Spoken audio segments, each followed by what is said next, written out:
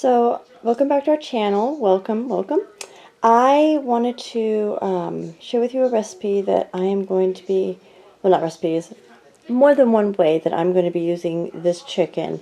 Now, these are two whole fryer chickens that I had cut the wings off, some of them. You can see a little one still right there. So I didn't get all, I got the two big wings last night, and I got the big meaty chunks, the breasts, cut off of them too as well last night, because we found out that it is easier to cut off the meat of the whole fryers rather than buying boneless, skinless already, because it's so expensive lately.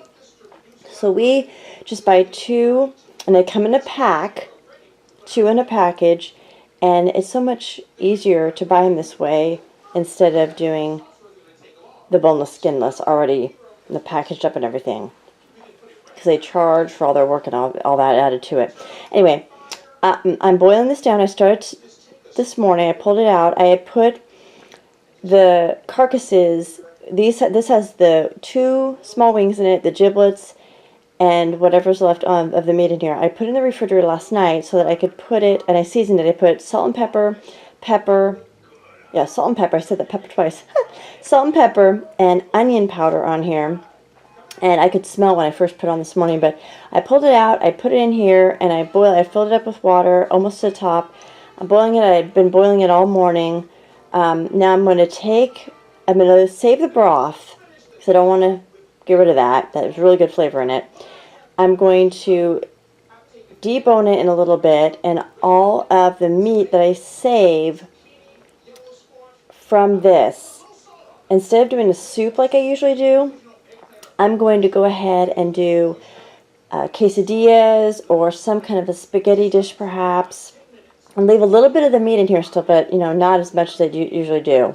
And yes, it looks like a lot of broth now, but when I pull all the carcass out, it won't be as much. And I use quart jars, the full-size wide mouth quart jars, even small mouth, but I use the quart jars, whether it's Mason or whatever, whatever brand works for you. There's more than one brand of their jar.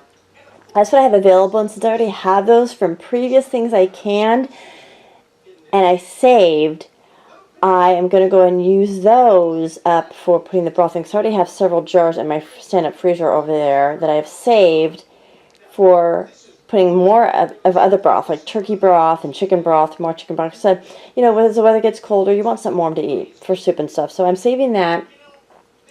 Anyway, I'm going to do several meal plans from this chicken, and discard the bones, of course, in the garbage and all that. Take away the skin and everything. So that's what I have going on now. I'm going to let this boil for a little bit longer, and then I'll turn it off, pull out the carcasses, and let them cool so they're not so hot, and then I will get rid of the meat. So that is something I wanted to share with you today, a meal plan. Anyway, it's easy, It takes a little bit of consuming time to get the meat off, but you know what? In the end, it's so worth it, because getting the two fryers together and doing this is so much cheaper rather than going and buying the boneless, skinless chicken breast already in the package.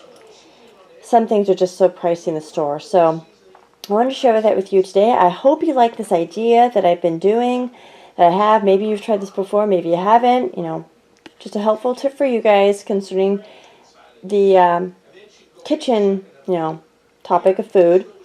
And I hope this is helpful to you. Please subscribe and like this channel if you want to see more recipes. Maybe use some comments down below of what you do with broth or the meat or whatever comes off, or whole chicken, recipes you want to share. So looking forward to it, and we will see you next time, guys. Have a great week and enjoy your fall weather, and we'll talk to you soon. Bye.